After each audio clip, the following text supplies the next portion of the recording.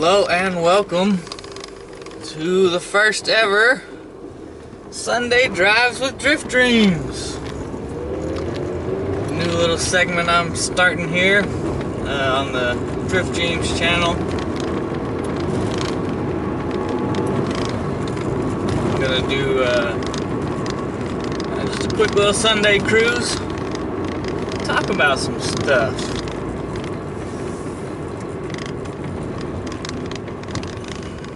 It'll mainly be car related because that's, what we do over here on the Drift Dreams channel. We like cars.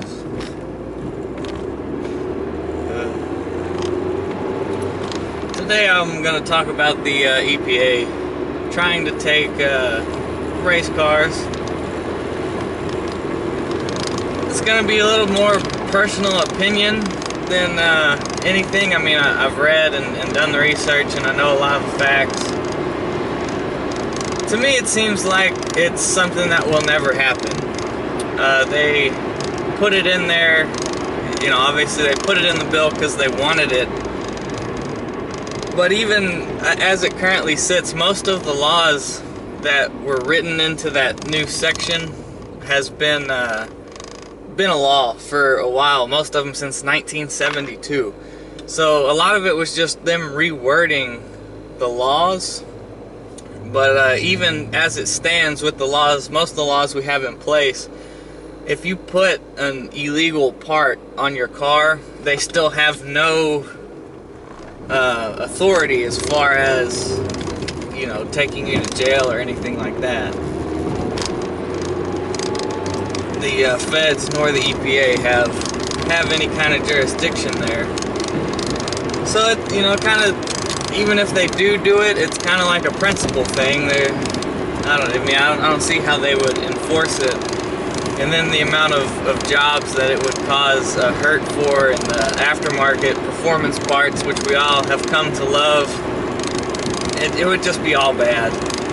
And I think that they realize that. We kind of have a stigma against EPA as, they don't like cars and, like we do, because, whatever. I guess the environment is something we need to protect, but I don't know. It's hard to have an opinion and be neutral at the same time. So, I want it to be a more kind of like a factual experience with the Drift Dream Sunday Drive news. But I just don't see it happening. I don't see how they can make it happen, how they can enforce it, and how they can keep all the illegal parts out of cars. I mean, look at California.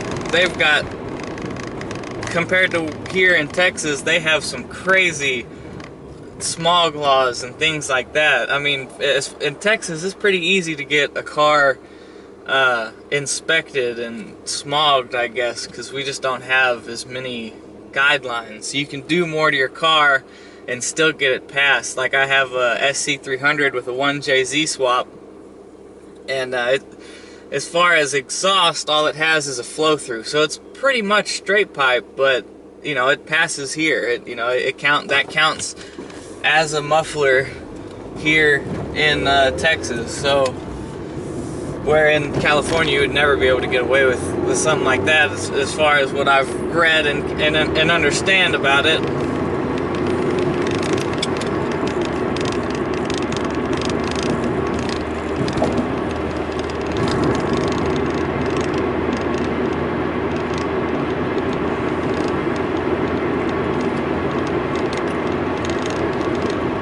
Transition. I mean, that was kind of a short news reel, but I kind of want to transition into building cars, because I see a lot of people who build cars because they're seeking approval almost.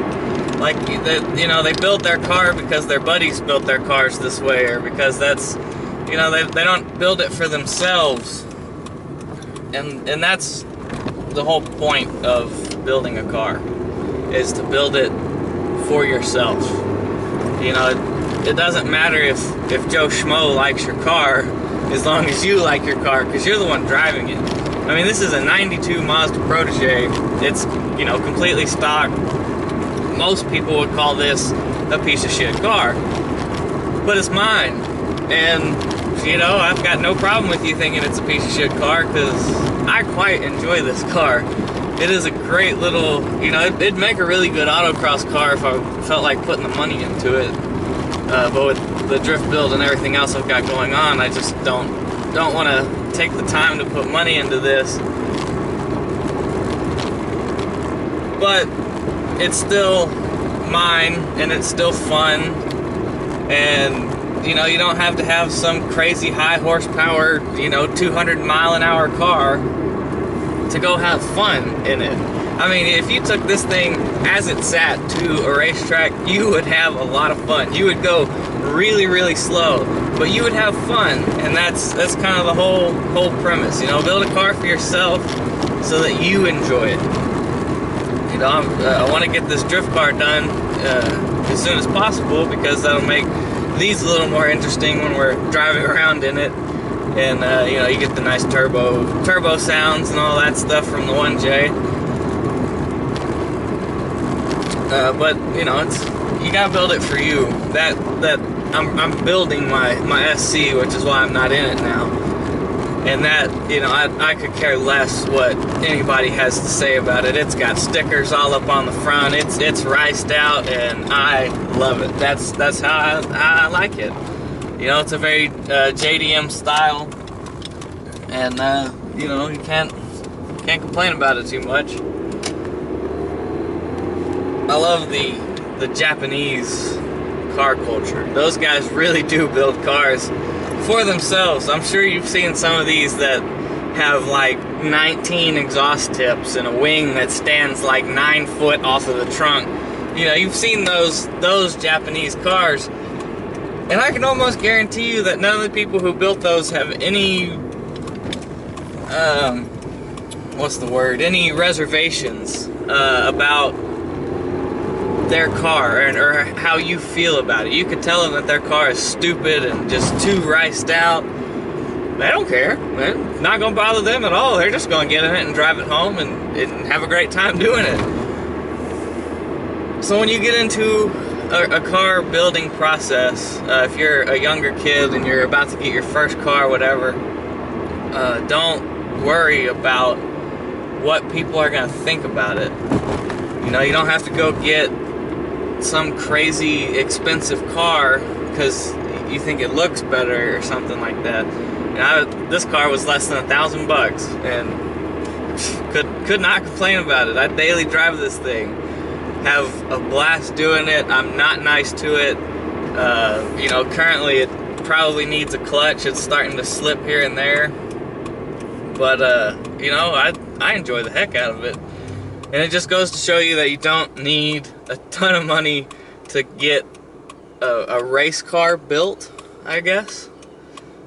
Lexus has taken me a little bit more money than I would like, just for the simple fact of 1JZ, any of the JZ stuff, R154 trans, stuff like that is really, really expensive. So, you know, I've recently learned some different ways around the R154 when that comes. I have the R154 right now, but those things tend to get, from what I've been seeing and reading, those things tend to get upset if you don't build them once you get to around 450 wheel horsepower, which is sort of on the cusp of where I am, leaving it stock, just turning the boost up a little bit. So if the event happens that I do grenade it, there's other options that are cheaper. So, you know, if you're building the 1JZ car or a 1JZ swapped car, the Chevy Colorado transmission is pretty much the same as the R154. It looks very similar. It, you know, bolts up the same way. The 1JZ housing fits on it, no problems. I mean, there's ways around it. Like, you know, if you're doing a BMW 1JZ swapped, you don't have to You don't have to do anything as far as drive shaft and all that, because there's conversion plates that you can get mainly overseas, but you can still pick them up for fairly cheap and convert your standard 5-speed gearbox from BMW to bolt up to the 1J, and then you don't have to worry about your drive shaft length or anything like that, because it'll all bolt in how it did. That's just a little bit of what I know. I'm still definitely learning, and don't be intimidated, because I know hardly anything about cars as far as motors go, like building a motor and stuff like that. I got no idea what I'm doing. I've owned some diesels that have had turbos, but I've never owned a turbo car, so that's been a whole new thing for me. But the thing that I've never been through the entire process of getting this car ready is scared. I've never worried about, well, what if I do this wrong, or what if I do this wrong? You're gonna do things wrong. You're gonna make mistakes. Everyone's got to learn somehow, some way. You got to start somewhere. So, that's just what we do. So if you want to get, if you're a young kid who doesn't have a lot of experience, or even older like me, I'm not old. I'm only 25, but if you're even older, you can still get into stuff like this. You can get into cars, you can get into having fun, and there's so many more events popping up now. There's a lot of autocross events starting in Texas, and we've got Lone Star Drift and Drift Fest now. Those, I know I've been to several Lone Star Drift events, and those are fantastic events if you're in Texas and looking for a place to go. Round 1, Houston, March, I think 20th and 21st, but don't quote me. I'm pretty sure that's the days over there. And then you've got Drift Fest. I've never been to a Drift Fest event, because most of them are in Houston, and that's close to an 8-hour drive for me. So I don't take this, because it's the 92 Protege, and I don't think it would make it to Houston. So I'd take an F-150 that my dad owns, that I drove for about 5 years, 5 or 6 more or less, and so I'll take that down there. But that's a big V8, and it eats a lot of gas, and it's expensive. So I have to do as much as I can to, save money and all that to get down there. I hope to be at all the Formula Drift, Lone Star Drift events this year. It might be iffy. Right now, it's looking like I'm definitely going to be at round 1. So I hope to see, if you're out there, you see me, say hi. The beard's hard to miss. I don't bite. Might look a little crazy, but I'm pretty cool about everything. If you want car features or anything like that, hit me up. If you kind of live in my area of West Texas, which hardly anybody does. But, whatever. I live in a very small town called Abilene in West Texas. So, small, it's like 120,000 people. It's not crazy small, but it's not large either. So there's generally not just a whole lot to do in Abilene, but you make do.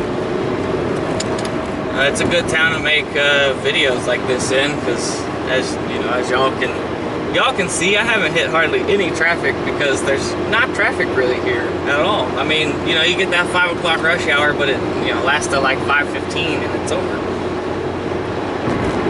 One of the joys of living in a small town.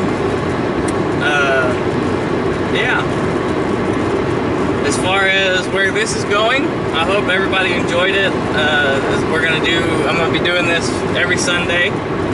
Sunday mornings, we'll be taking a drive. Today's a pretty cloudy day in West Texas, but that's fine compared to the weather we've been having. I'll take cloudy today. We need all the rain we can give over here. I just completely abandoned my closing and start talking about the weather.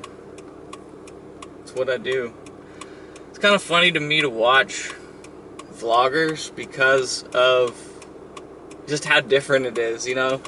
You watch somebody from like England or Ohio or somewhere like that gets a lot more rain than we do in West Texas, and you start hearing them complaining about rain and things of this nature, and oh man, it's 75 degrees, it's almost hot, and stuff like that. And it is pretty funny to me, just because I live in Texas and West Texas, and this winter especially, we had maybe 2 weeks of winter, of cold weather. I mean, yesterday, or Friday rather, when I was at work, it got to 84 degrees here.